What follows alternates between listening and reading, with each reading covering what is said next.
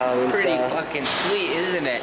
My trench coat. Isn't it? Yeah, it's decently sweet. Got my smokes here. Well, I'm gonna Look at those little legs. What a fag. They look like normal teenagers, joking around, laughing, filming themselves like it's just another day, right? I'm selling Cassie's family, but GI number one. We have to stick with the plan. And she's perfect, so she's gonna die. What started as an obsession with horror movies became a real-life nightmare. A small Idaho town, a 16-year-old girl home alone for the weekend, and two so-called friends watching her, waiting. They had a plan. The power outage, the hiding spots, the weapons. They stalked her, terrorized her, and when the time was right, they struck. This is the terrifying true story of the Scream Killers.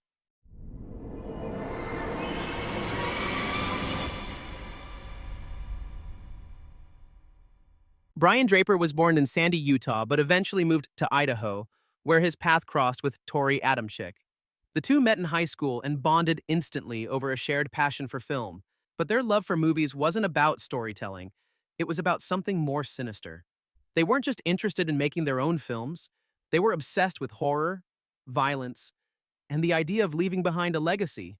Pocatello High School was a quiet place, a small-town school where everyone knew each other. Cassie Jo Stoddart was a junior there, a responsible and hardworking girl who loved art and dreamed of a bright future. She was the kind of person who could light up a room, always willing to help others, always striving to do her best. She had no idea that two of her classmates, two people she had considered friends, were planning something unthinkable. Draper and Adamcik wanted more than just a normal life. They craved infamy. Inspired by the Columbine shooters, Eric Harris and Dylan Klebold, they idolized mass murderers, obsessing over the idea of outdoing them. The grainy home videos they recorded in secret revealed their twisted ambitions, plans of destruction, of terror, of a legacy written in blood. They wanted to surpass Columbine. They wanted the world to remember their names. But a school shooting wasn't enough. They wanted something more personal, more thrilling. They wanted to kill someone they knew, someone close, someone who trusted them. And so they set their sights on two of their own friends, Matt Beckham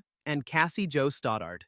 To bring their nightmare to life, they needed weapons. That's when Joe Lucero, one of Adamcik's friends, unknowingly played a role in their horrifying plot. Lucero agreed to buy them knives, 4 of them, for $45. The knives weren't just for show. They were carefully chosen, each one a tool for what they had in mind. Among them, a serrated edge knife stood out. Draper was obsessed with it, repeatedly claiming it as his own, gripping it like it was an extension of himself. This wasn't just a purchase. It was preparation. The plan was in motion. The excitement in their voices on the tapes was chilling. They knew what they were about to do, and they were proud of it. This was their masterpiece, their own horror movie playing out in real life. Cassie had no idea that when she agreed to house sit for her aunt and uncle that weekend, she was walking straight into a trap. The killers were ready, and soon, the quiet home on the hill would become the setting for one of the most disturbing crimes in Idaho's history. On the night of September 22, 2006, Cassie was house-sitting for her aunt and uncle. As part of her responsibilities, she was caring for their pets while they were out of town. Around 6 p.m., her boyfriend, Matt Beckham, arrived to visit her. Later, classmates Brian Draper and Torey Adamcik stopped by, and the 4 of them hung out, with Stoddart showing them around the house. They eventually settled in the living room to watch a movie, Kill Bill, Volume 2. But what Stoddart didn't know was that Draper and Adamcik had sinister plans brewing. Before leaving the house that evening, Draper had secretly unlocked the basement door so he and Adamcik could return later undetected. After leaving, they came back to the house dressed in dark clothing, wearing gloves, and with white masks on their faces. They silently entered the house through the basement door, hoping to scare Stoddart and Beckham. Initially, they tried making loud noises, but when that didn't work, they turned off the power in the house, expecting Stoddart to come downstairs to check the circuit breaker. When she didn't, they turned the lights back on and waited. Around 10:30 p.m., Beckham's mother picked him up, leaving Stoddart alone in the house. Afterward, Draper and Adamcik turned the power off again, hoping to draw Stoddart downstairs. When she still didn't come down, they made their move. Draper and Adamcik confronted her in the living room, and what followed was a brutal attack. The two boys, armed with knives they had purchased, fatally stabbed Stoddart approximately 30 times, causing devastating injuries. The investigation into the murder of Cassie Jo Stoddart initially focused on those closest to her. Stoddart's boyfriend, Matt Beckham, was the last person known to have seen her alive, and his involvement was heavily scrutinized. When police discovered fingerprints on the circuit breaker door in the basement, they initially thought it could be linked to Stoddart's boyfriend's possible involvement. However, Beckham's explanation proved valid. He had helped with electrical work at the Contreras residence months before the murder, a fact that was corroborated by Stoddart's aunt and uncle, clearing him of suspicion. As the investigation progressed, the spotlight shifted to Draper and Adamcik, who were the next people to be questioned. The boys initially gave police an alibi, claiming they had gone to a movie theater to watch the film Pulse. However, when detectives pressed them for details about the movie, they were unable to recall any specifics, which raised doubts about their story. Eventually, the boys changed their story, claiming instead that they had spent the time going through cars in the neighborhood. The inconsistencies in their accounts eventually led to their confession. While Draper and Adamcik denied full responsibility, downplaying their roles in the crime, the truth slowly came to light. Draper, under pressure from investigators, admitted to his involvement in the brutal killing of Stoddart, but he tried to minimize his actions. Despite their attempts to cover their tracks, the evidence and their own confessions led to their conviction for the first-degree murder of Cassie Jo Stoddart.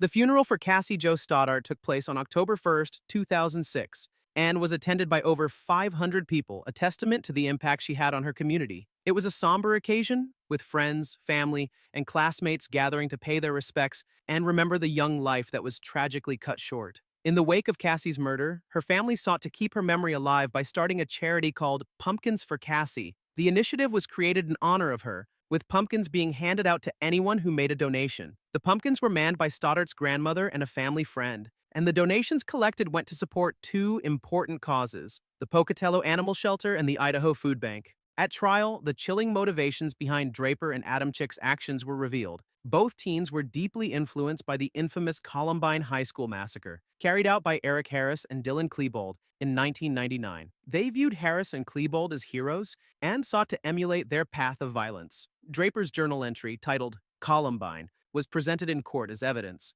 In the entry, Draper wrote, "I am becoming more and more obsessed with Columbine. It seems now that that's all I think about. I would give anything to go back in time and be a part of Eric Harris and Dylan Klebold's lives. They are my heroes. I will follow in their footsteps, and maybe I'll even meet them." This disturbing obsession with the Columbine shooters, combined with their love for the Scream horror movie franchise, fueled the boys' twisted plans. The prosecution argued that Draper and Adamcik's motivations were steeped in a desire for notoriety and fame, and they were willing to kill in order to make their mark on the world. On April 17, 2007, Draper was convicted of first-degree murder, followed by Adamcik's conviction on June 8, 2007. Both teens were sentenced to life in prison without the possibility of parole, plus an additional 30 years to life for conspiracy to commit murder. They were sent to the Idaho State Correctional Institution, located near Kuna, where they remain to this day. In November 2019, Adamcik's appeal was denied, and his sentence was upheld by the Idaho Supreme Court. Draper and Adamcik's names would later resurface in connection to the 2024 trial for the murder of Norrie Jones.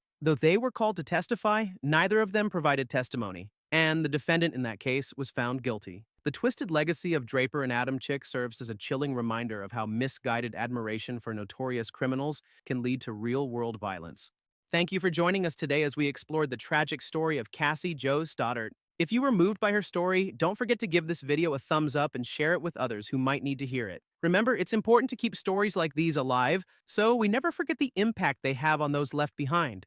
If you haven't already, please consider subscribing to our channel for more deep dives into true crime cases, untold stories, and the pursuit of justice. And hit the bell icon so you never miss an update. Drop your thoughts in the comments below. We'd love to hear what you think. Stay safe, stay aware, and always look out for one another.